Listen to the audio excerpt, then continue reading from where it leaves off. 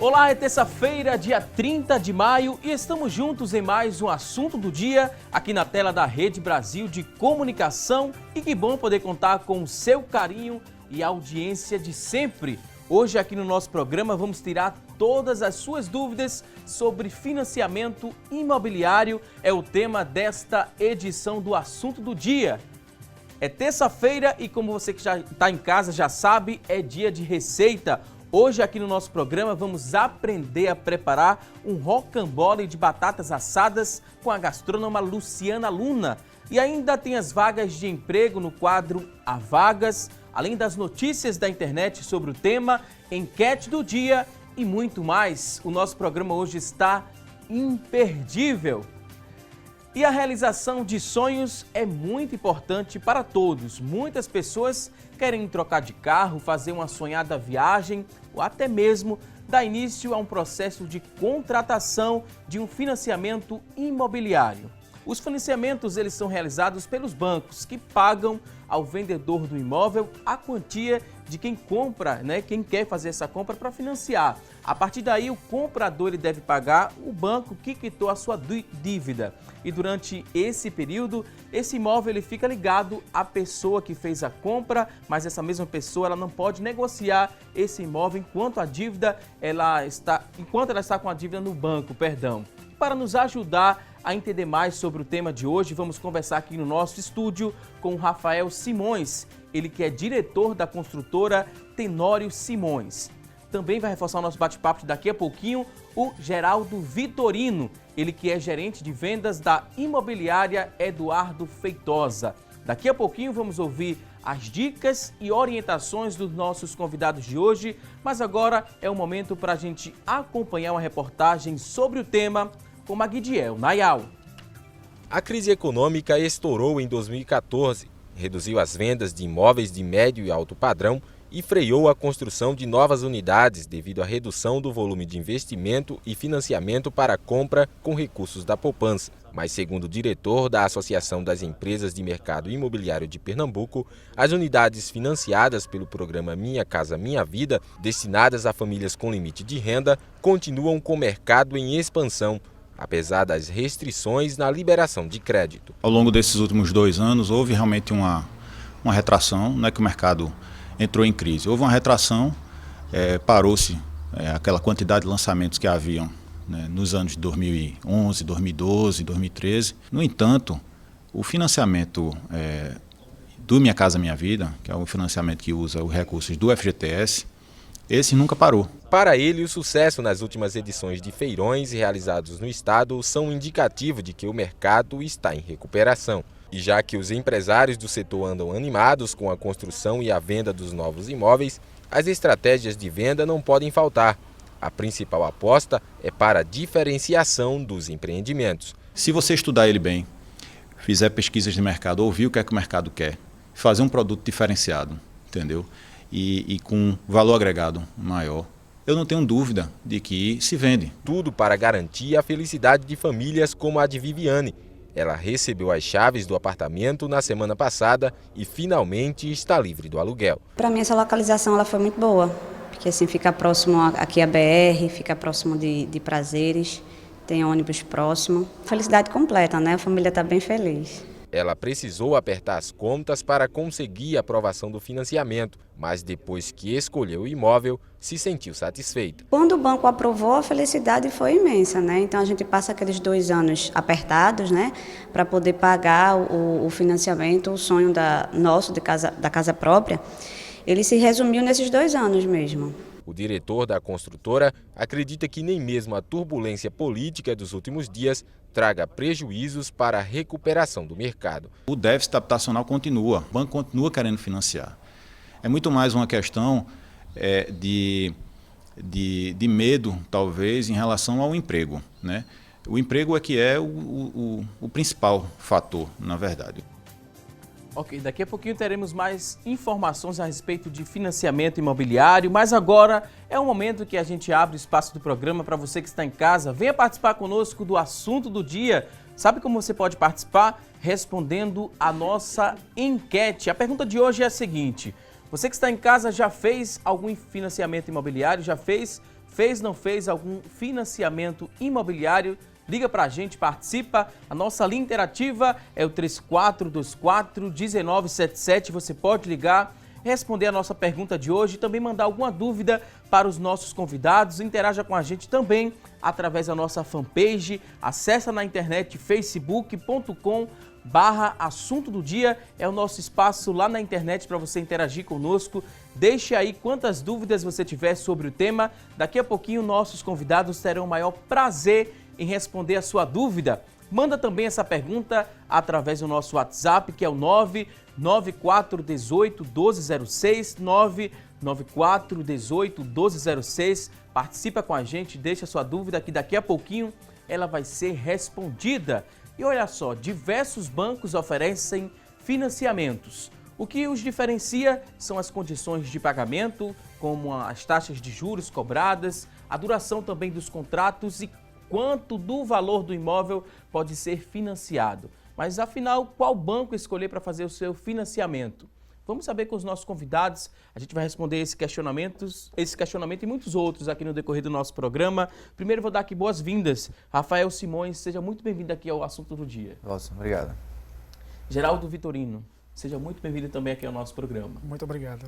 A gente trouxe uma geral, né? Falou um pouquinho de como é que está essa questão do financiamento, falou um pouquinho do mercado aqui em Pernambuco, explicou mais ou menos como é que financia um imóvel, mas para quem está em casa, que está nessa ansiedade, quer realizar um sonho, né? Que quando se fala em casa própria, é a realização de um sonho. Por onde que esse telespectador ele começa? Ele primeiro vai ao banco para ver se pode ou não e até quanto financiar, ou ele vai numa construtora para financiar esse imóvel, para procurar logo esse apartamento que ele quer morar, ou uma casa? Como é que a gente começa explicando e orientando quem está em casa, Rafael? Waldson, eu sugeriria que o cliente ele começasse procurando primeiro o bairro que mais agrada, né? E analisasse as opções disponíveis naquela região para que fosse feita uma análise, né, uma simulação com base naqueles imóveis. Tendo em vista que cada imóvel, o banco, ele majoritariamente, em se falando em Minha Casa Minha Vida, né, a gente vai ter uma maior oferta de imóveis financiados pela Caixa. Há também pelo Banco do Brasil, só esses dois. Nenhum banco privado financia Minha Casa Minha Vida. Então, eu recomendaria ele primeiro procurar um imóvel que interessasse a ele e fizesse a simulação com base naquele imóvel, para que aí a gente pudesse analisar quais seriam as condições que a gente poderia oferecer para ele. Assim, às vezes o cliente ele pergunta assim, qual é o sinal, qual é a mensal? Aí depende.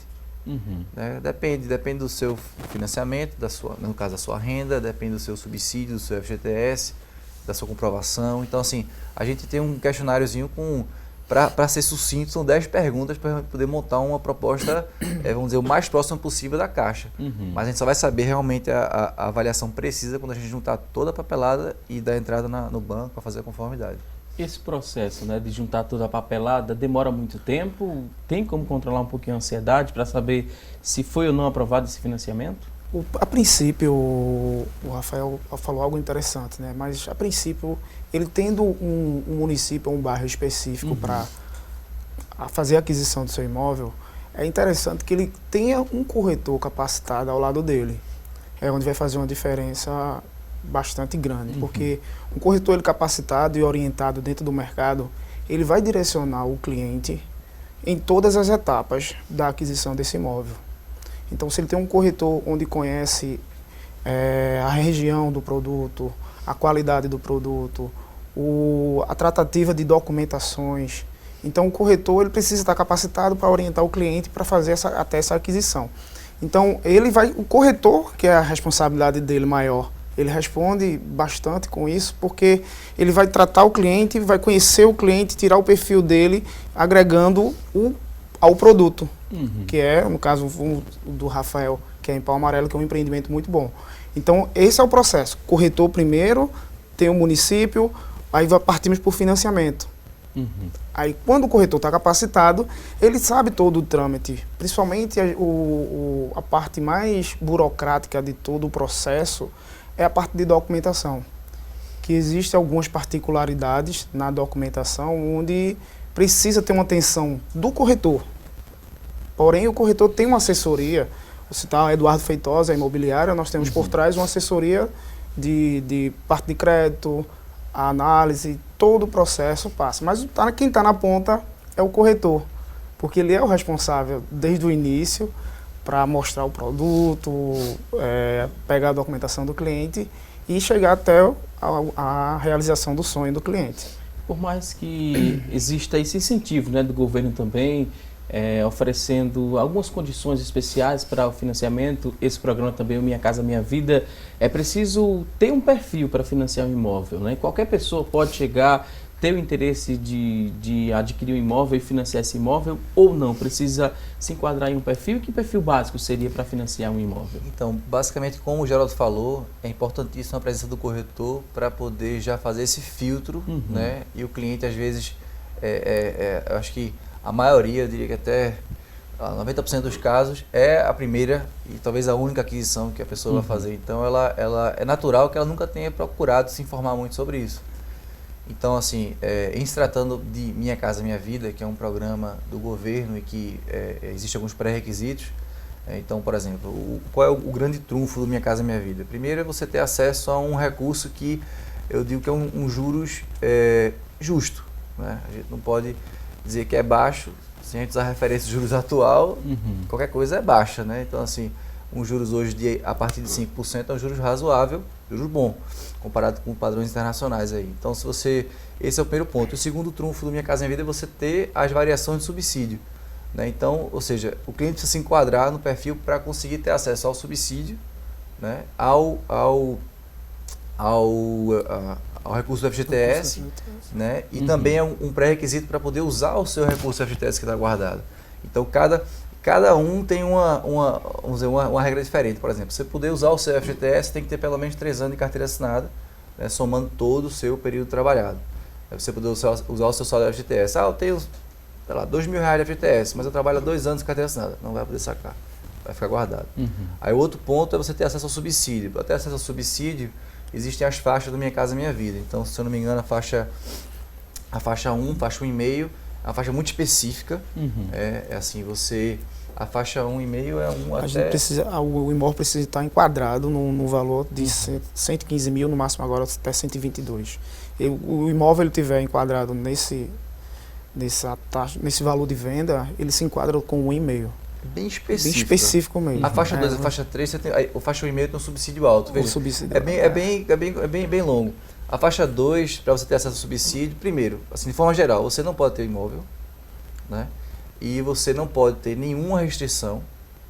O imóvel tem que ser na planta também? Não, você pode comprar imóvel pronto. Tem muita oferta de imóvel pronto também. Mas assim, você não pode ter imóvel. Eu tenho um imóvel, não pode comprar Minha Casa Minha Vida, né? Outra restrição, você não pode ter nenhuma negativação, né? E assim, ultimamente... Tem que comprovar renda também. Claro. É o básico. Exato. Assim, uma coisa interessante, assim, às vezes o cliente fala, não, mas eu tenho renda. Mas eu recebo em dinheiro. Veja, você tem que provar para a gente, no caso, para a Caixa, que você tem renda. Então, assim, acontece às vezes o cliente receber muito dinheiro, ele não movimenta em conta. Então, a Caixa ela tem uma estratégia que ela usa, poxa, se você não pode comprovar a renda através de contra-cheque, contrato de prestação de serviço ou até dinheiro, né, cair na conta, prove que você tem despesas, né? Então, assim, é um raciocínio interessante. Eu ganho R$2.000, mas eu não tenho que comprovar porque não está na minha conta. Então, você vai comprovar através de despesas, né? Traga um cartão de crédito de R$1.000, uma conta de CELP de 100, de energia. Você vai juntar os 2.000 e vai levar para a Caixa. Então, assim, basicamente são essas restrições para o cliente poder ter acesso ao crédito. Pode ficar à vontade. Agregando um pouco mais de valor ao que o Rafael falou, volto a falar, o corretor ele capacitado, mesmo o cliente com interesse no imóvel e deseja ter o imóvel, o corretor ele pode orientar esse cliente para compra no momento, mas daqui a 7 meses lá na frente, 8 meses. Então existe a forma de orientar o cliente. Tá, eu tenho renda, mas minha renda eu recebo, entra na minha conta. O corretor vai orientar o cliente, ó, deixa essa movimentação, agrega um pouquinho mais de limite de cheque especial na tua conta, começa a fazer uma movimentação, declara teu imposto de renda Então, tudo isso, junto à Caixa Econômica, para o cliente consegue fazer a aprovação do financiamento. Até porque ele precisa muito dessa orientação, porque é um bem que ele vai passar muito tempo Exato. pagando, né? Ele não pode... Ele tem o direito de se arrepender se ele fez esse financiamento e não tem como marcar com essas parcelas, por exemplo? Olha, até onde eu sei, o contrato, né, da Caixa ele é registrado em cartório, né? Então, assim, o cliente ele já assume aquela dívida. Então, assim, se arrepender, eu nunca tive essa situação. Que o cliente, ele se arrepender, ele para de pagar, o imóvel, a Caixa toma e leva para leilão. Se arrepender, assim, eu nunca tive essa situação, não. Às vezes, tem alguns casos específicos Acontece, né? que, não arrependimento, mas o cliente, ele ficou desempregado e passou 6 meses sem efetuar o pagamento das parcelas do banco. E a agência, a Caixa Econômica, ela chama o cliente para fazer um acordo e pegar aquele valor de 6 meses que ficou atrasado e jogar para o saldo devedor lá na frente. O Geraldo falou algo interessante, né? E falou mais de uma vez, né? Frisou bem essa questão do acompanhamento de um profissional, no caso um corretor. É importante que quem está em casa fique ciente de que nesse processo, até da entrada junto à Caixa Econômica para ser aprovado ou não o financiamento, essa pessoa que tem interesse em fazer essa compra, ela precisa arcar com alguma coisa, ela precisa pagar alguma coisa até a saída dessa resposta, se vai financiar ou não? Como é que funciona isso? A princípio não, é como o Geraldo falou, se você tiver um corretor de confiança, né, um corretor habilitado, um profissional com experiência, ele sabe que é importante orientar o cliente, aprovar a sua carta de crédito para poder saber se pode realizar a compra. Né? Há vários tipos de negócios, assim, eu acho esse modelo muito bom e muito justo, né? Para que não onerar o cliente. Assim, o importante não é ele caber o fluxo na renda dele, o importante é ele ter a carta de crédito aprovada. Né? Então, assim, se o cliente tem a carta de crédito aprovada, eu entendo, não faz muito sentido onerar se você não sabe se a pessoa pode ou não ter o crédito, né? Eu acho que no momento que a carta de crédito está aprovada é o momento que eu imagino que o negócio é realmente de fato realizado. Né, Geraldo? Isso mesmo, exatamente. E esse financiamento ali, ele pode comprometer até quantos por cento em média do valor da renda desse? A regra geral na Caixa Econômica é de 30%. 30% da renda dele bruta. 30%, não mais do que isso. Na questão da renda, pode se juntar também a renda? É interessante que junte a renda de mais de uma pessoa para poder fazer o financiamento ou ele não consegue muito subsídio? Veja, a opção de você juntar renda com... se você for casado, não tem como, não tem opção. Tem que juntar. Às vezes, obrigatoriamente. Um cliente que eu sou casado, assim, separado de fato, né? Mas é casado no papel. Assim, mas e a renda dele? Tem que separar, né? Esse não tem que juntar renda. Às vezes acontece de o pessoal ser noivo, né? Tá namorando. Então você pode juntar renda e você fazer uma união estável. Né? Uma outra opção de juntar renda também é você juntar renda com parente de primeiro grau. Né? No caso, pai, mãe ou irmão. Para juntar renda com pai e mãe, às vezes aparece muito, né? Mas você sabe o seguinte, a Caixa, o limite máximo de financiamento é 30 anos. E a Caixa entende que o tempo total, a soma da idade mais o prazo de financiamento tem que ser 80 anos e 6 meses. Então, às vezes, ou seja, se você tem 51 anos, você só pode financiar 29 anos. Né? Tem 52, 28. Então, às vezes, não vou juntar renda com minha mãe. Qual é a idade dela? 60. Bom, pode juntar, mas você vai perder 1/3 do prazo de pagamento do imóvel. Então, quando assim, perde 1/3, a parcela fica mais alta? Você tem menos tempo para pagar o financiamento. Os juros é o mesmo, mas a parcela aumenta. Então, às vezes, a renda não acompanha, né, o aumento da parcela diante do prazo. Então, acontece muito isso. Não necessariamente que aumenta a parcela, e sim o valor de entrada. Exato. Porque não pode ultrapassar os 30%, né? Os 30% é 30%. Agora a gente vai a um rápido intervalo, daqui a pouquinho tem mais assunto do dia. Até já!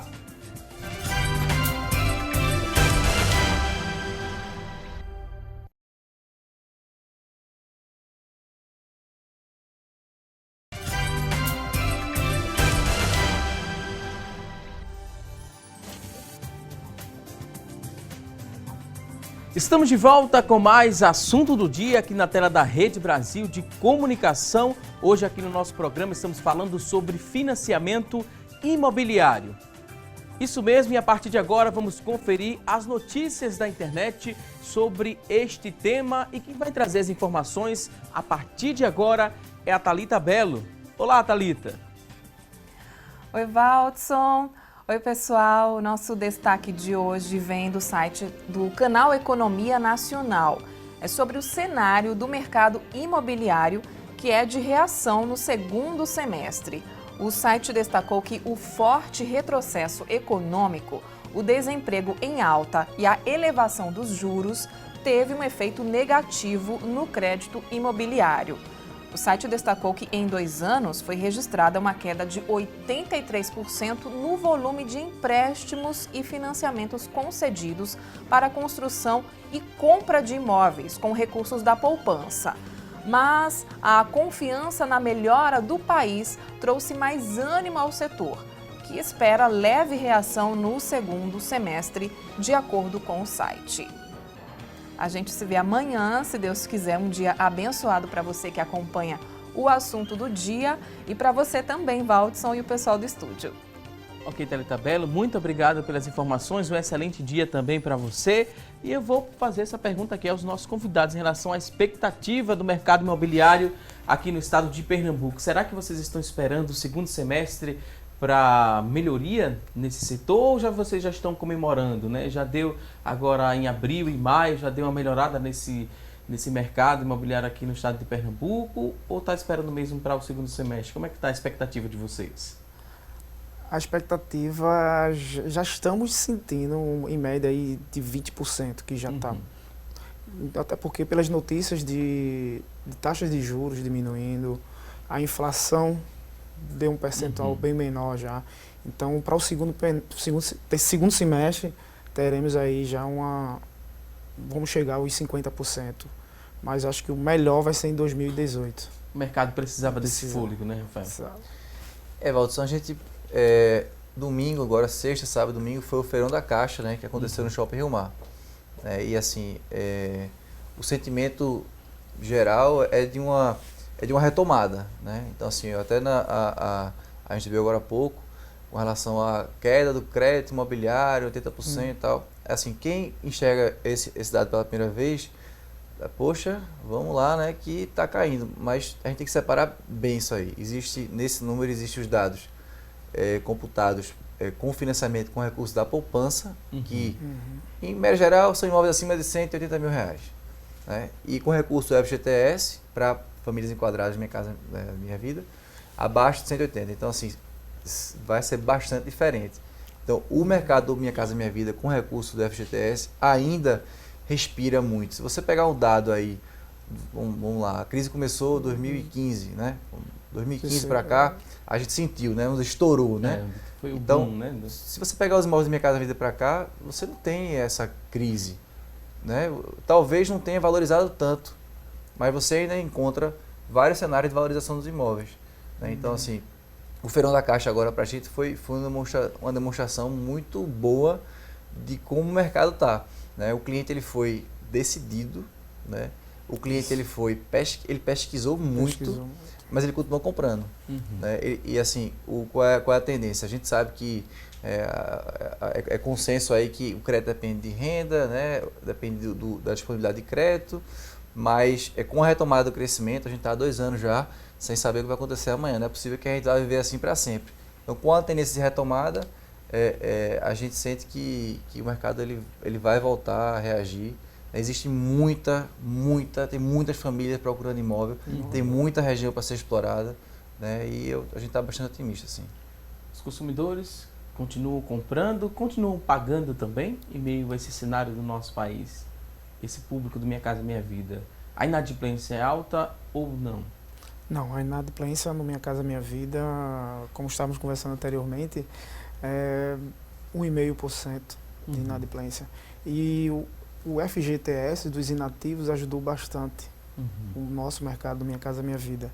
Porque quem tinha lá uma conta de uns 3 mil, 2 mil reais lá e pôde sacar esse valor e agregar esse valor ao valor de sinal do imóvel, deu uma aquecida no mercado. Entendeu? Então, a gente sente 1,5% a média de inadimplência. Hoje, diante dessa situação toda, né, o que é mais vantajoso? É comprar um imóvel na planta ou um imóvel já pronto? Que já foi usado e a pessoa colocou para vender. Qual é o mais vantajoso? Ou depende? Valdson, quando você entra para comprar, assim, uma condição do Minha Casa Minha Vida, né, respondendo a sua primeira pergunta lá no início do programa, é que o seguinte, o imóvel tem que ser novo. Né? É a primeira condição para você adquirir o Minha Casa Minha Vida. Se você já entra num imóvel usado, você já perde aí algumas vantagens, né, como o recurso do FGTS, né, o mais em conta e tal. A entrada então, já é mais alta? A entrada tende a aumentar. Era 50%, né, já voltou a outro patamar. 80%. Quando você olha para um imóvel pronto, né, ou um imóvel na planta, você vai encontrar opções, pelo Minha Casa Minha Vida, você vai encontrar várias opções de financiamento. Qual é a vantagem do imóvel na planta? O banco ele tende a financiar 80% a 90% do valor de venda, avaliação. Né? Depende da tabela escolhida, tabela price, tabela saque. O imóvel na planta, normalmente as construtoras oferecem, a gente oferece lá 2 anos para o cliente pagar. Então, ou seja, se você pega 20%, você já abate os 20% do seu FGTS e o saldo, a gente tem proposta lá que a gente vem emitindo por 10, 11 mil reais para pagar em 2 anos, com renda aí de 2.300. Já o imóvel pronto, você não tem essa vantagem. Depende da avaliação, depende do seu FGTS. Né? Assim, a pessoa tem que dosar um pouco. Mas o imóvel pronto é o que eu gostei. Então tem boas opções, tem excelentes opções, inclusive na região do Paulista. Né? E imóvel na planta tem essa vantagem. Então é um pouco sentar com o corretor, né? Ele vai dar todas as opções necessárias, todas as opções que te encaixam no teu perfil, o que é que você quer, qual o valor, tudo, para ele poder fazer um filtro e dar a melhor opção.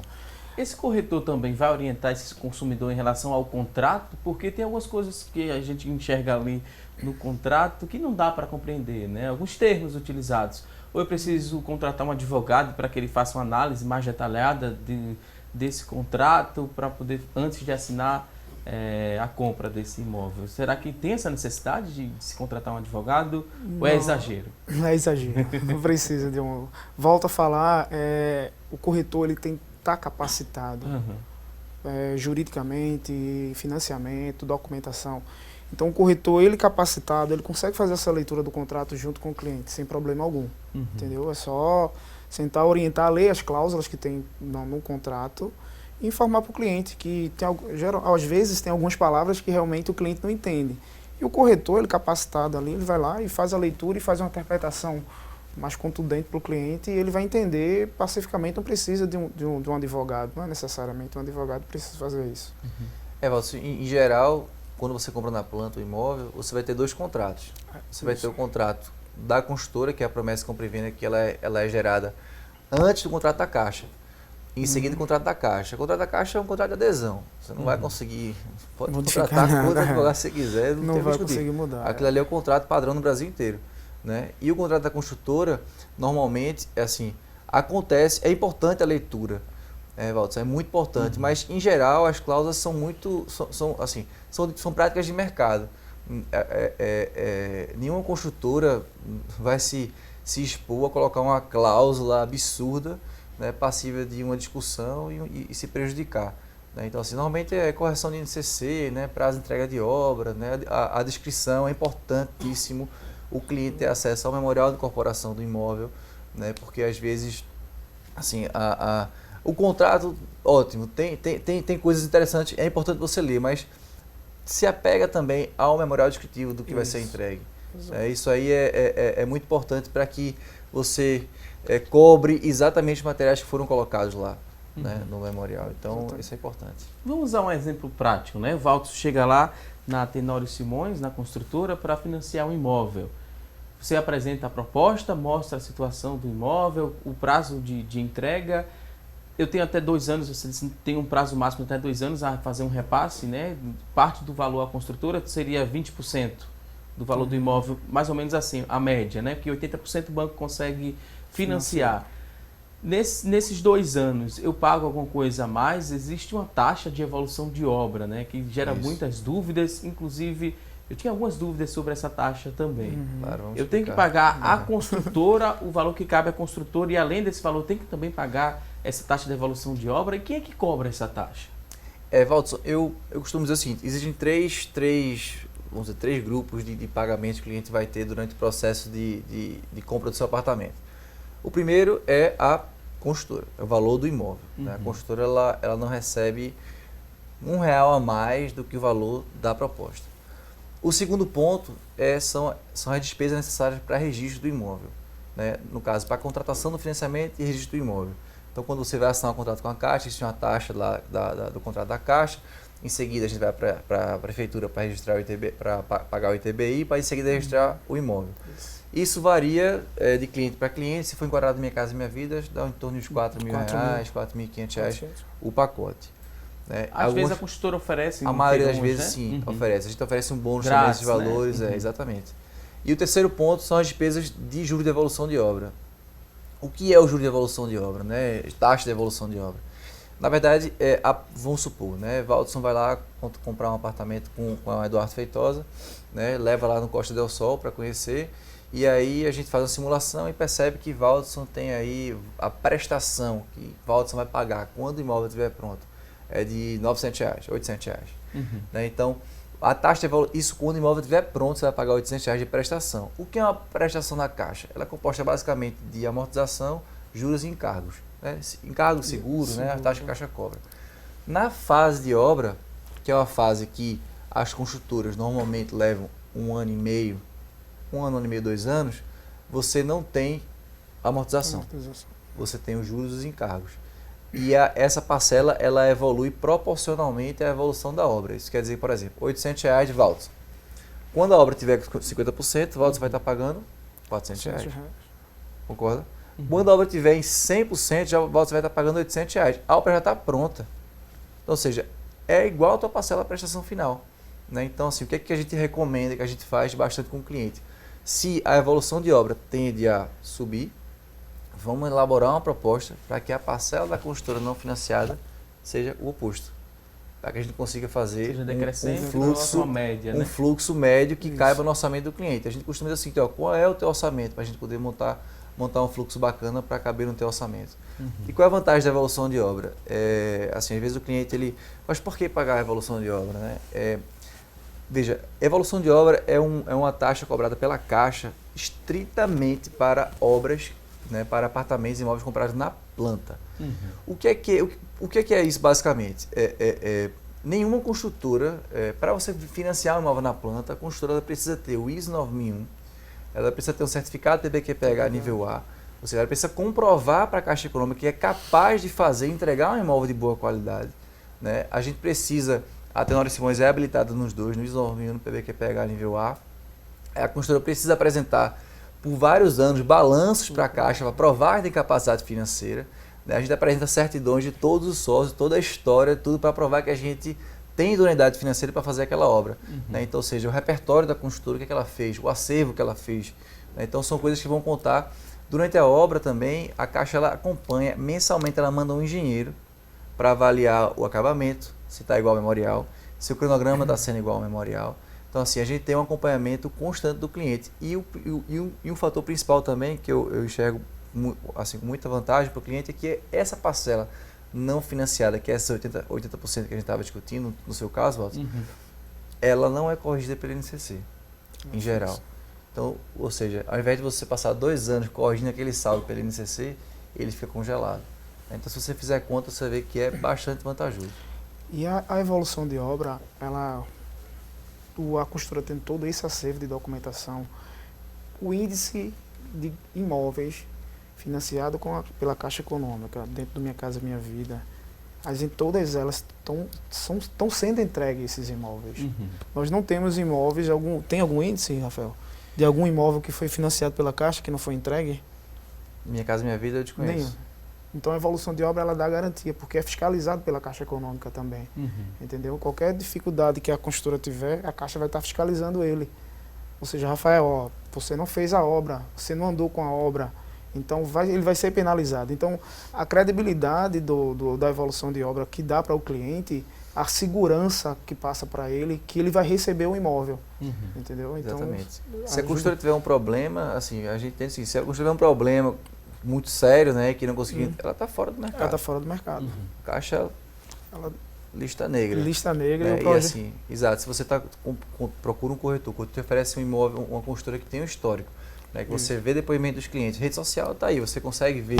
Então, assim, a chance de ter um imóvel entregue no prazo, em boa qualidade, veja o histórico. Né? Isso é importante. O prazo máximo seria quanto tempo? 2 anos é o prazo máximo para você pegar um imóvel ou pode passar de 2 anos? Veja, para contrato caixa, né, hoje Aumentou 30, né?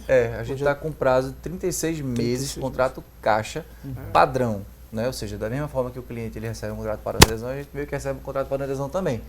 Então, 36 meses. A gente, no contrato, né, que eu expliquei a promessa compra e venda antes, a gente termina um prazo menor, porque, enfim, às vezes não é vantagem nem para o cliente passar 3 anos esperando, como também não é vantagem para a gente passar 3 anos executando uma obra. Em relação agora ao metro quadrado, né? Muita gente tem dúvida em relação ao metro quadrado. Como é que está a situação aqui na região metropolitana do Recife? O metro quadrado mais acessível e o metro quadrado mais caro aqui da região metropolitana? O metro quadrado hoje no Recife está mais acessível. Acessível também pela exigência dos nossos clientes hoje, né? Que o cliente hoje está bastante exigente com relação a preço do metro quadrado. Que 2012, no boom, né, do auge, o metro quadrado dentro de Recife ficou absurdo, né?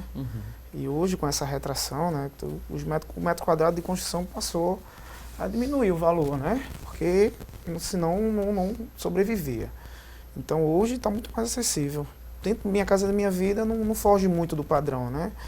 Não foge, Rafael, alguma coisa assim? Não. O padrão é quase o mesmo. E o que é que determina, né, o valor desse metro quadrado?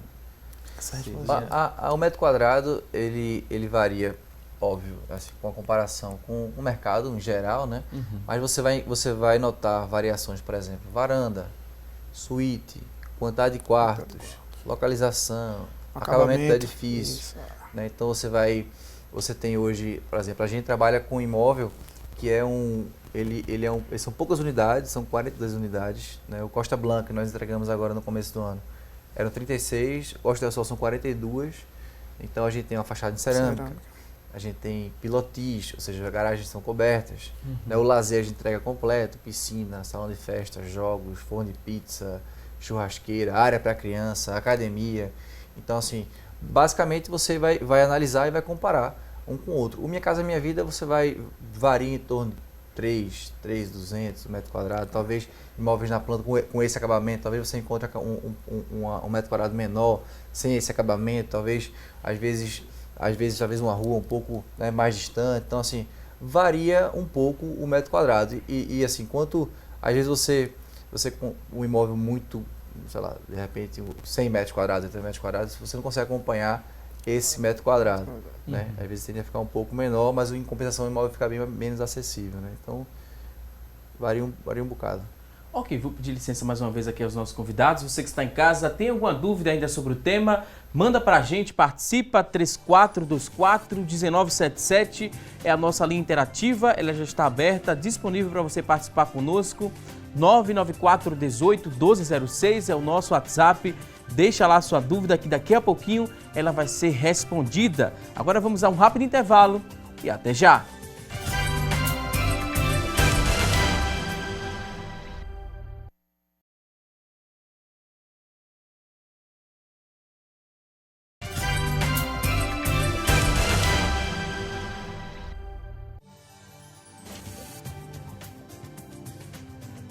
Estamos de volta com mais assunto do dia aqui na tela da Rede Brasil de Comunicação e hoje aqui no nosso programa estamos tirando dúvidas a respeito do financiamento imobiliário.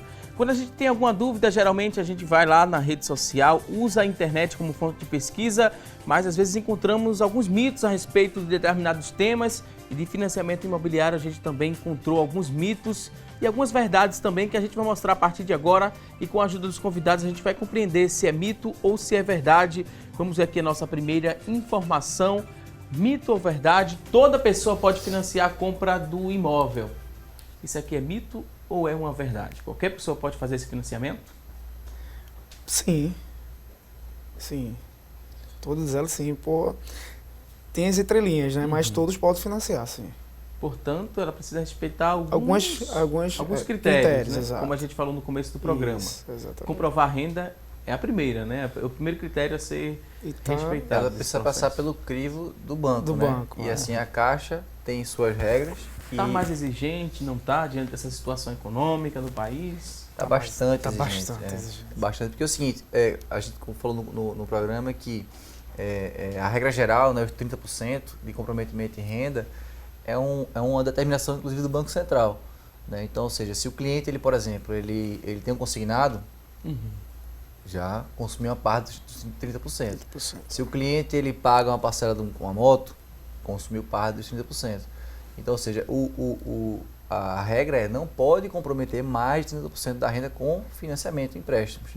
Então, os bancos têm que analisar isso aí. Então, poder financiar pode, precisa, a princípio, não estar negativado, né? Então, você pode e não pode, né? Não está negativado. Depende. Depende. Mas que todos podem comprar, podem. Exato, Precisa passar pela exatamente, regra. verdade. Pode exatamente. comprar, Pode. deve pagar, Deve pagar. para não ter dor de cabeça mais na frente. Exato. Vamos agora aqui a outra informação para a gente perguntar a vocês se é mito ou verdade que optar pelo financiamento direto é mais vantajoso? Mito ou verdade? Veja, o financiamento direto eu entendo que é pagar direto à construtora. Construtora. Né? Existem imóveis, é muito comum ter o condomínio fechado, que chamam. Né? Então, é uma modalidade no qual os clientes compram a preço e custo. Né? Então, você consegue talvez comprar um imóvel a um preço talvez mais em conta, mas em compensação você tem que ter um fluxo financeiro para pagar um imóvel de 150 mil em 24 18 meses, 24 meses. 24 meses. Né? Então, assim, é um fluxo pesado, né? Então, e eu desconheço no Minha Casa Minha Vida essas opções. Você encontra opções no médio alto padrão, imóveis de 400, 500, 600 mil acima. Tem alguns construtores que fazem o fazem, plano né? direto, mas justamente é o prazo da obra. O financiamento direto com a construtora é o prazo da obra, 36 meses. Eu vi até um direto, tem uma construtora que faz, mas eles fazem assim a obra em 8 anos, sabe? Porque o imóvel, você encaixar 150 mil reais no orçamento de uma família, você talvez, para encaixar, você vai ter que esticar um pouquinho o prazo da obra. Então, voltando, um corretor, né, habilitado, eu quero financiamento direto, mostra as opções. O Geraldo vai lá, levanta, mostra todas as opções que tem, mas normalmente tem esse probleminha. Ok, vamos ver o que diz aqui a próxima informação para a gente descobrir se é mito ou verdade, que a aprovação do financiamento é rápida e sem burocracia. Mito ou verdade? É rápido. Volto a falar. Um corretor capacitado, ele já fez toda a tratativa do cliente com relação à sua documentação. Se a documentação do cliente está tudo ok, dependendo do empreendimento para onde ele for direcionado, ele consegue essa aprovação em 72 horas. Ok, vamos aqui à próxima informação. Mito ou verdade? A próxima tela diz que o financiamento sempre demora a sair. Isso aqui é mito, né? É mito. Ou depende? Veja, Rafael balançou a cabeça assim, meio mito, meio verdade. É o seguinte, por exemplo, vamos analisar o imóvel pronto. O imóvel pronto, normalmente, ele tende a sair. Que o imóvel pronto, qual é a definição do imóvel pronto? É um imóvel com habites averbado, com avaliação de engenharia. Então, você tende a ter já os pré-requisitos, né, para o financiamento sair. Não é uma construtora idônea, né, com todo mundo, os sócios ali com todas as pesquisas cadastrais, né, em linha, né, de acordo com a conformidade, então tende a sair. Né? O problema é que às vezes surge um imóvel pronto. Gargalho, né? O imóvel na planta, então, como eu falei, normalmente a gente a gente vende o imóvel um pouco antes, né, do contrato da Caixa. Mas, por exemplo, no Feirão da Caixa nós inclusive abrimos o Feirão da Caixa com a contratação do financiamento, né, da parceria do financiamento da obra do Costa del Sol. Foi um evento com a gente assinou, o ministro Bruno Araújo assinou o contrato da gente, junto com o vice-presidente da Caixa, Nelson Barbosa. Então hoje a gente já está, né, assim, o cliente do Costa del Sol demora o financiamento a sair? Não, a gente já está com o contrato assinado. Né, então a gente já está juntando as cartas de crédito para a gente financiar. Né? Então, assim, varia em que momento a obra está. Exatamente. E o cliente que tem interesse pelo Costa del Sol, passou o feirão, perdeu as condições? Ou não? Veja, a gente tem ótimas condições, né, porque a obra está começando agora. Então, a gente continua mantendo a obra, a gente não avançou a obra do final de semana para cá. A obra continua no mesmo estágio. Então, assim, a gente tem o mesmo prazo de 24 meses, né? Hoje você procura em geral da Duarte Feitosa, você vai encontrar as mesmas condições de feirão que a gente tem, né? Os bônus que a gente tem na taxa de registro, a gente tem os bônus também especiais para as unidades. Hoje o feirão para a gente foi um sucesso. A gente teve embora o sentimento geral é que menos pessoas visitaram, mas quem foi assim, foi né? mirando no produto, né? Então eu espero que não tenha mais nada, né? Mas procure Geraldo que a gente vai conversar e vai analisar. Ok, vamos agora à próxima tela. Temos aqui outra informação. Mito ou verdade que antecipar parcelas traz vantagens ao comprador?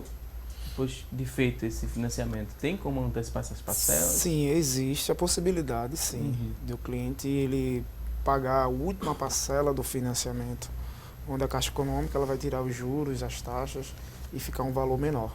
É possível sim, é verdade. E no caso a construtora, né, não tendo financiado ainda, o valor que a gente paga à construtora é um valor fixo ou tem um desconto se eu quero antecipar também até o recebimento do apartamento? Veja, tudo negociado, depende do valor que você vai trazer. Com relação à parcela, no caso, você fala em prestação da Caixa, você pode, vamos dizer, antecipar usando seu FGTS cada 2 anos, o que é uma vantagem muito grande. Se você pegar uma renda aí, e se a gente fez um estudo, uma renda de R$ 3.500 a R$4.000, você quita o seu imóvel em 20 anos, só usando seu FGTS. Né? Então, assim, você consegue antecipar e ir amortizando. Com relação à construtora, a depender do saldo, a depender do valor, pode ser negociado, mas normalmente as parcelas já são corrigidas pelo INCC, né? Que é o Índice Nacional de Custo da Construção. Então, existe, depende do valor, mas normalmente o prazo é tão pequeno que o desconto não tem como ser tão alto. Ok, temos aqui outra informação e a gente vai descobrir se trata de um mito ou de uma verdade. Todo financiamento tem prestações decrescentes? Todo ou não? Todo tem. Tem 2 opções dentro do financiamento. Ou ela fixa ou ela decrescente. Que é pela price ou então pela saque.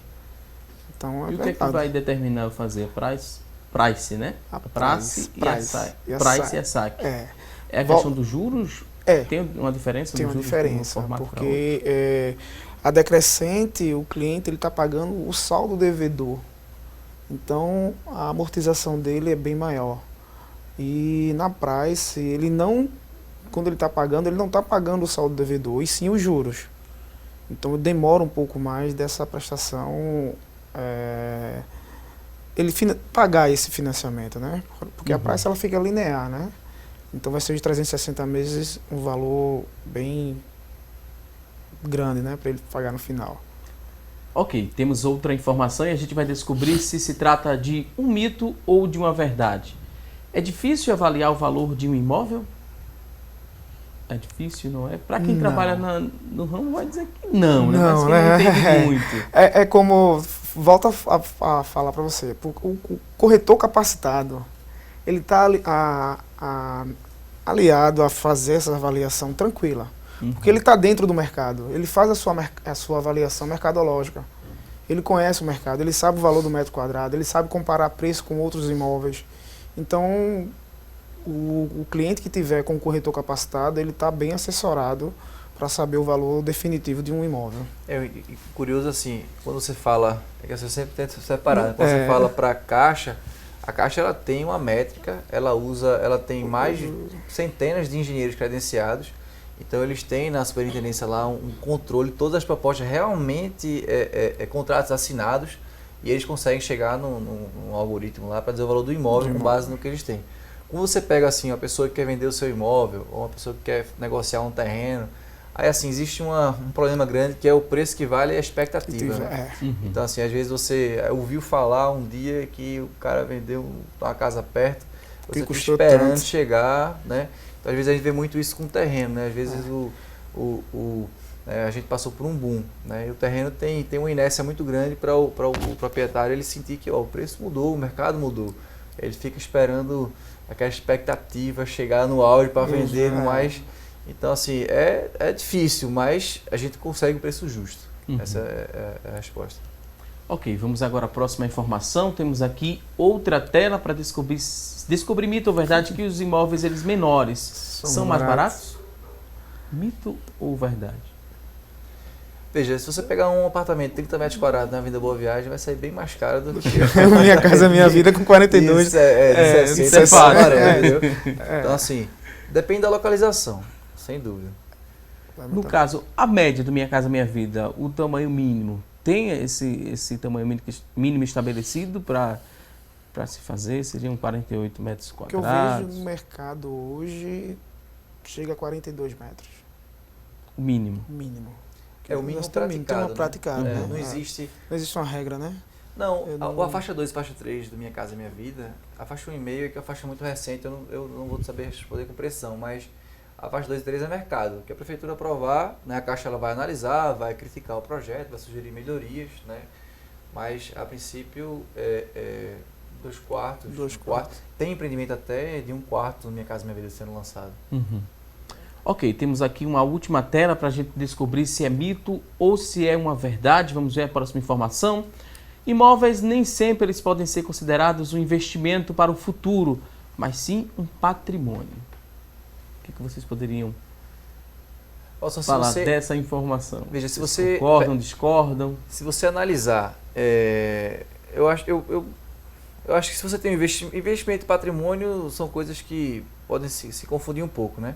Mas, vamos lá, se você pegar historicamente, é consenso que o valor do imóvel ele sempre bate a inflação. Uhum. Né? Então, ou seja, é o único bem, né? Inclusive superando conhecimento, né? Tecnologia, é o único bem que ele ganha valor ao longo do tempo.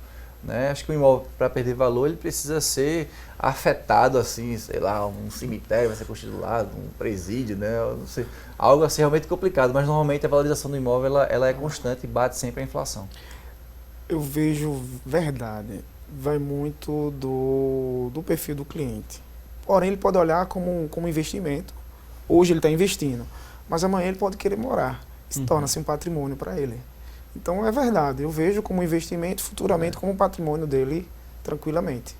Ok, temos aqui algumas participações através da nossa fanpage. A gente vai começar a repassar essas perguntas. E a primeira dúvida é da Marta Silva. Ela queria que os convidados falassem um pouco mais sobre o distrato. É fácil pedir o Isso aí, com distrato? certeza. Se não é fácil, se ela pode fazer esse pedido ou não? O que a gente poderia responder? É Marta, né? Marta, essa é um dos temas hoje mais discutidos da atualidade, né? Inclusive houve até um encontro ontem com o pessoal do setor jurídico aqui em Recife, o ministro Luiz Fux até veio. Há muita divergência com relação ao distrato. Na fase prévia, né? Na fase anterior ao contrato de financiamento com o banco, quando você contrata com o banco, você contratou a dívida, está registrado no cartório, você não pode distratar, você tem que revender o seu imóvel. Na fase antes do contrato de financiamento com o banco, né, há muita negociação. É possível, né, o contrato é um contrato irrevogável e retratável, né, mas eu acho que o ideal hoje é você sentar e conversar com a construtora, né, caso você tenha interesse de tratar, negociar caso a caso e conversar com eles e encontrar a melhor forma possível. Mas hoje, se você pesquisar na internet, você vai ver que há muita divergência aí nas decisões. Tem que complementar? Eu quero complementar. A última fala do Tiago aí vai bastante. Tiago, Rafael. É bastante interessante que o cliente ele procure a construtora.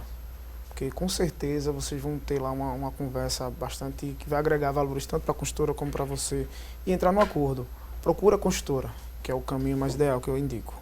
Ok, temos aqui outra participação. A dúvida agora é do José Marcos, ele que é de Igaraçu. Ele disse que adquiriu um imóvel em Itamaracá, financiado pelo Bradesco, aproximadamente 2 anos. E esse imóvel apresentou defeitos na estrutura. O gesso do teto está caindo, o piso está ficando oco. Ele quer saber a quem deve recorrer. Quando existe algum problema, né, no imóvel que foi adquirido, ele recorre ao banco que fez o financiamento, à construtora ou a quem ele vai recorrer? Valdson, o caminho, né, Geraldo? O caminho é o banco. É você procurar O banco. conversar. Pelo visto, se ele já está reclamando, ele não conseguiu conversar com a construtora, né? Não sei o que aconteceu. Ele não né? explicou bem aqui. Se o banco também, ele já está nas últimas, o banco também, a tendência é o banco ele negativar a construtora. Né? Então, se a construtora também não está muito interessada no nome dela, o ideal é o passo seguinte, você procurar a justiça. Né? Existem faz 2 anos, né, que ele financiou o imóvel. 2 anos. Né, assim, mas o imóvel era um imóvel novo, era um imóvel usado, né, qual foi a data da emissão do habite? Né, para a gente poder entender, existem sistemas, imagine, um prédio, uma edificação, ela tem vários sistemas funcionando ao mesmo tempo. Você tem estrutura, você tem a vedação, você tem instalações, né, você tem a coberta, alguns você usa mais, você tem a pintura. Você não pode pedir que uma pintura dure ao mesmo tempo que a estrutura. Né? Você não pode exigir que uma torneira funcione ao mesmo tempo que outro sistema. Então, assim, com o prazo de garantia, quando o prazo de garantia acaba, você precisa se munir de informações para provar que a culpa é da construtora. Né? Não sei se mudou alguma coisa, Tiago, mas o prazo é de 5 anos, né? O prazo defeito, né? Exato. Agora, a gente precisa saber do ouvinte se o imóvel ele foi comprado novo ou se já foi de terceiros. Entendeu? Tem essa...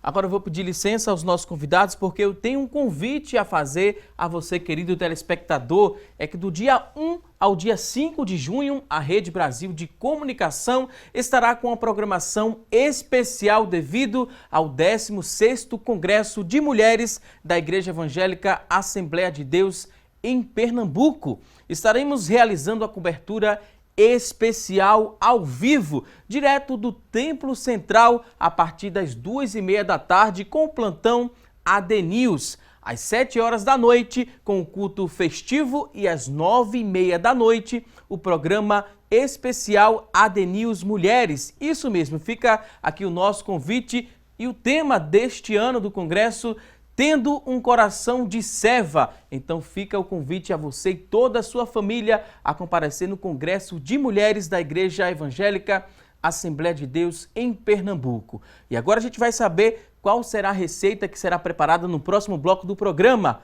Olá, Luciana Luna!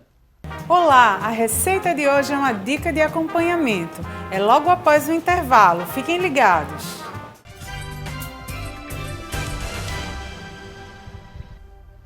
E aí? Agora é a chamada.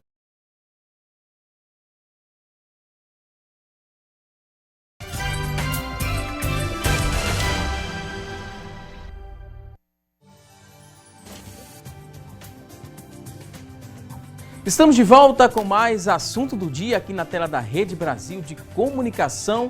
E a partir de agora vamos aprender a preparar um rocambole de batatas assadas. Quem vai ensinar pra gente é a gastrônoma Luciana Luna. Acompanhe! Olá! Hoje eu vou deixar vocês com água na boca. Afinal de contas, eu vou dar uma dica de acompanhamento para a hora do almoço. Rocambole de batatas assadas é a nossa receita de hoje. Então pegue papel e caneta e anote os ingredientes bem direitinho. Para a receita de hoje, você vai precisar de 4 batatas médias raladas, 3 cenouras raladas, uma cebola média picada, 30 gramas de cebolinho, 3 ovos, uma pitada de noz moscada, sal a gosto, pimenta do reino a gosto, 400 gramas de cream cheese, 6 fatias de presunto e 100 gramas de queijo ralado. Nós vamos começar a receita de hoje colocando num recipiente a batata, a cenoura, a cebola, o cebolinho, sal, pimenta, a noz moscada e os ovos.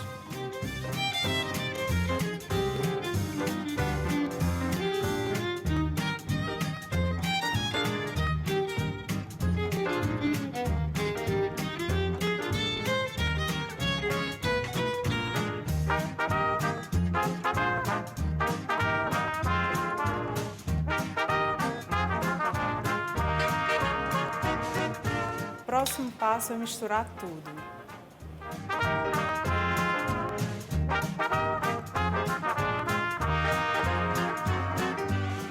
Após misturar tudo, numa forma forrada com papel manteiga, nós vamos colocar toda essa mistura aqui.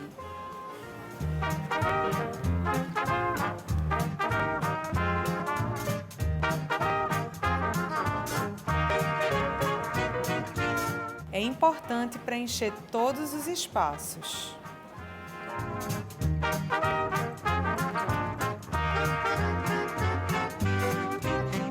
próxima etapa é levar ao forno a 160 graus por aproximadamente 30 minutos.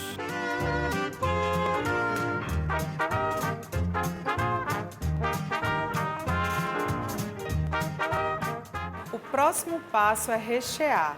Aqui eu tenho cream cheese, então eu vou fazer uma camada com ele.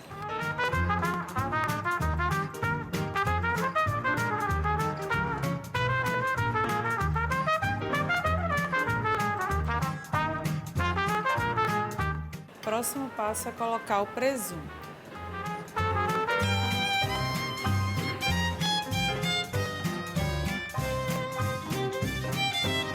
E por cima eu vou colocar o restinho do cream cheese.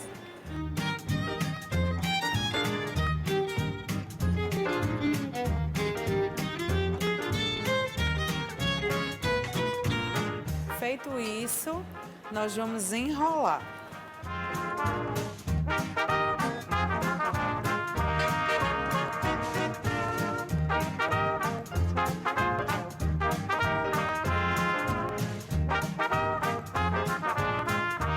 Vamos levar ao forno por mais 10 minutinhos.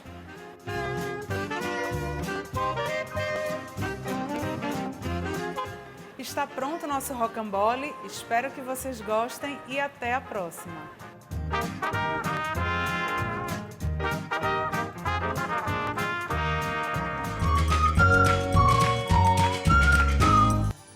Pois bem, a Luciana Luna, muito obrigado por mais uma dica aqui no nosso programa. Você que está em casa, perdeu algum detalhe da receita, não se preocupe que assim que terminar esta edição do programa, a gente vai disponibilizar essa receita na íntegra lá na nossa fanpage. Basta você acessar facebook.com/assunto do dia e vai encontrar essa receita completinha. E você quer alguma informação sobre a La Luna Escola Gastronômica, onde essa receita ela foi preparada, ela fica localizada ali na rua Frederico Lundrig, número 192, na Imbiribeira. Fica lá, você pode chegar até a Escola Gastronômica La Luna e fazer algum curso também lá nessa escola. São vários cursos oferecidos, você pode ir nesse endereço, né? Frederico Lundrig, número 192, na Imbiribeira, é o endereço da La Luna Escola Gastronômica. E por falar em coisa boa, a gente vai conferir a partir de agora oportunidades de emprego disponíveis para hoje. Boa sorte!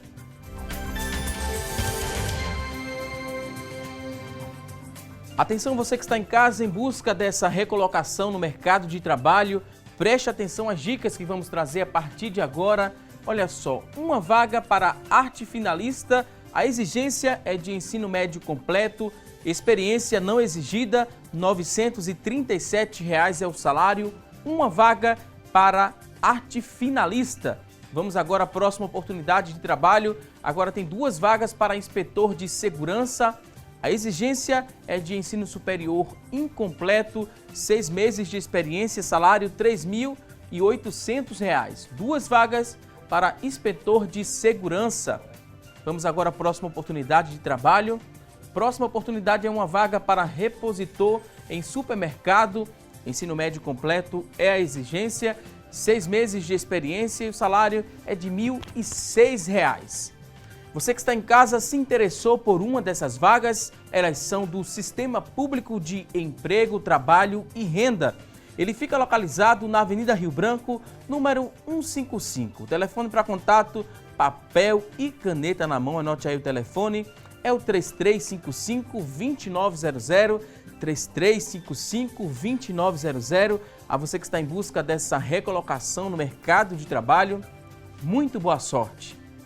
Agora vamos seguir aqui com o nosso programa respondendo as dúvidas. Chegaram várias perguntas através do nosso WhatsApp, também através da nossa linha interativa. Você que ligou, participou, mandou sua dúvida, preste atenção que vamos repassar para os nossos convidados. Primeiro eu vou seguir aqui com as dúvidas do nosso WhatsApp. Você que acessou o WhatsApp 994 18 1206, acessou, deixou a dúvida, preste atenção que ela vai ser respondida a partir de agora. Temos aqui a dúvida do Evandro Bezerra, ele que é de Salgadinho, em Olinda. Ele quer saber o seguinte: o que fazer para obter financiamento repete um pouco a pergunta que a gente respondeu no segundo bloco, né? Mas em consideração ao nosso telespectador, a gente reforça que no último bloco fazemos uma revisão do que foi debatido no programa, o que fazer para obter um financiamento sem muita burocracia.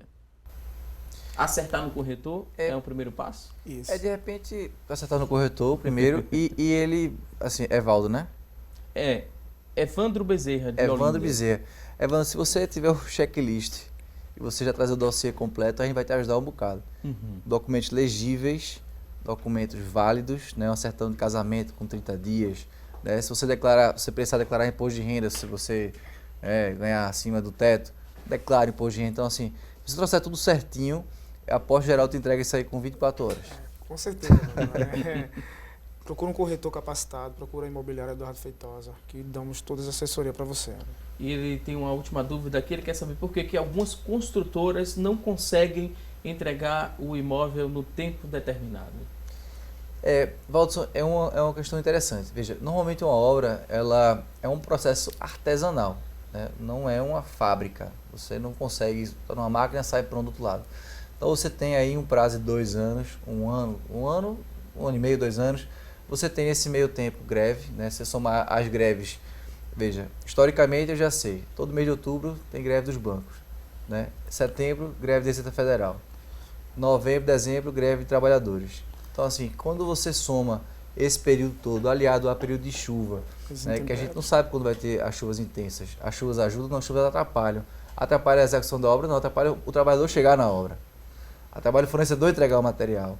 Atrapalha tanta coisa. Então, assim, é muito difícil acertar. A gente pode, um prazo ou outro, claro, nada absurdo, né? Mas hoje é comum, é consenso que 6 meses é o prazo aceitável para a construtora ultrapassar aquele prazo que ela trabalhou para entregar naquele tempo. E esse prazo, né, passando 6 meses, ela tem que pagar um aluguel, assim, grosseiramente falando, ela precisa pagar um aluguel para essa pessoa que financiou esse imóvel e não teve a entrega na data prevista? Essa discussão é muito recente, porque passou a acontecer muito isso.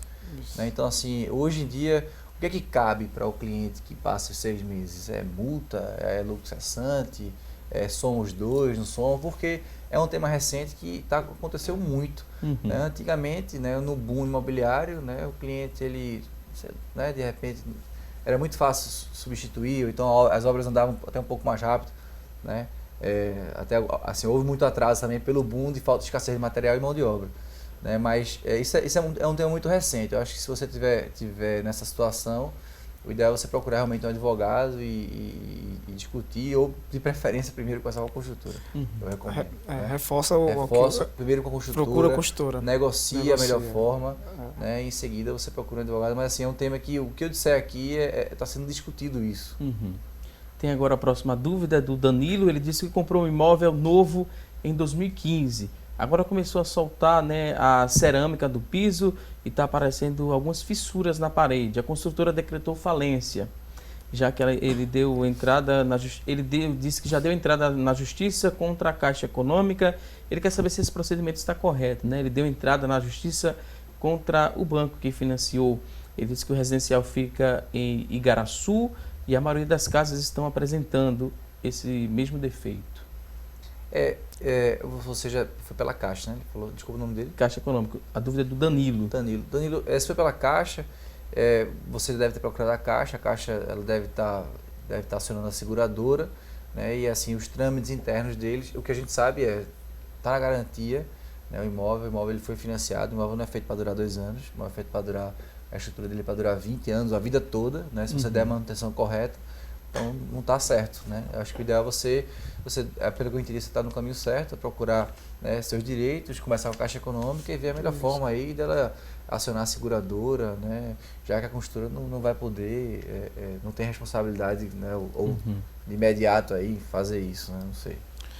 Ele está no caminho certo. Ok. Está no caminho certo. Várias perguntas também através da nossa linha interativa.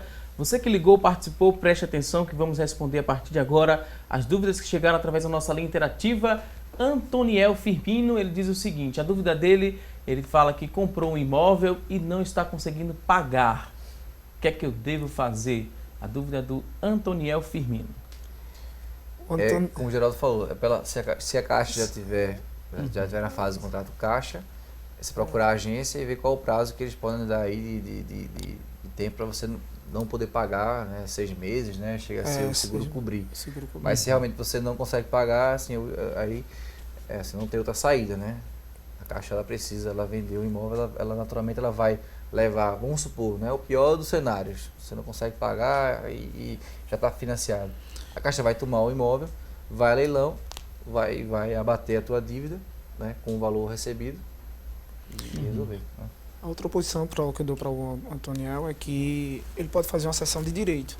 Se ele tiver outra pessoa dentro da família que tenha renda, que suporte financiar a parte que ele está devendo ao banco, que ele procure um corretor capacitado que ele vai dar toda essa orientação para fazer essa sessão de direito, tirar do nome dele, passar para o nome da mãe, do irmão, de um parente, alguém de confiança dele. Mas existe essa possibilidade de sessão de direito. O ideal é negociar, é verdade. O ideal é negociar o imóvel com outra pessoa.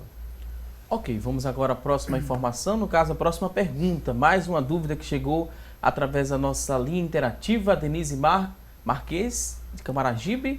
Ela quer saber o seguinte: é legal o cliente pagar a taxa de condomínio antes de receber a chave do apartamento?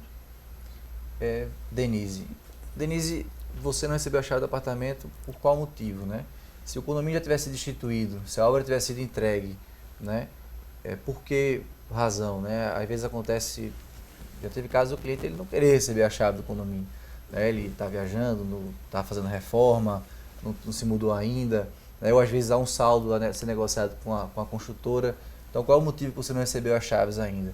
Então, assim, se o condomínio foi instituído, se a obra foi entregue, se o habite está averbado, sim, né? Você tem que pagar o condomínio. Ok, vamos ver de quem é a próxima pergunta. Outra dúvida que chegou através da nossa linha interativa. Atenção, você que ligou e participou. A dúvida agora é da Graça, ela que é de Caetés 1.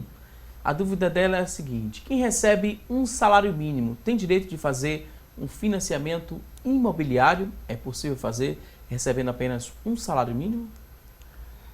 Um salário mínimo, Graça, né, o nome dela? Isso, então da Graça. É um pouco, um salário mínimo não dá. Seria interessante ela juntar com mais uma pessoa, um parente, para complementar essa renda.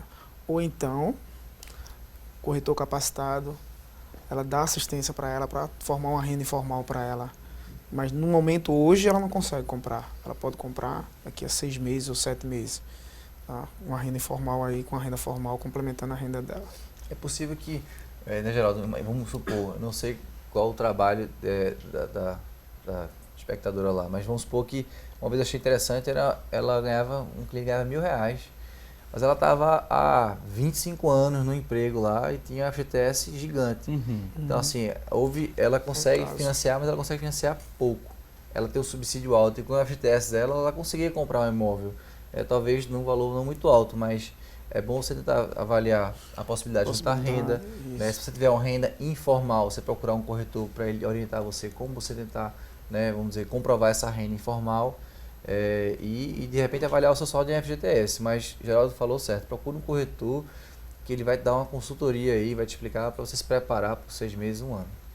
Ok, vamos à próxima dúvida. Temos outra pergunta que chegou através do nosso telefone. João Batista, a dúvida dele é a seguinte: qual a vantagem em não usar o fundo de garantia no financiamento? Em não usar?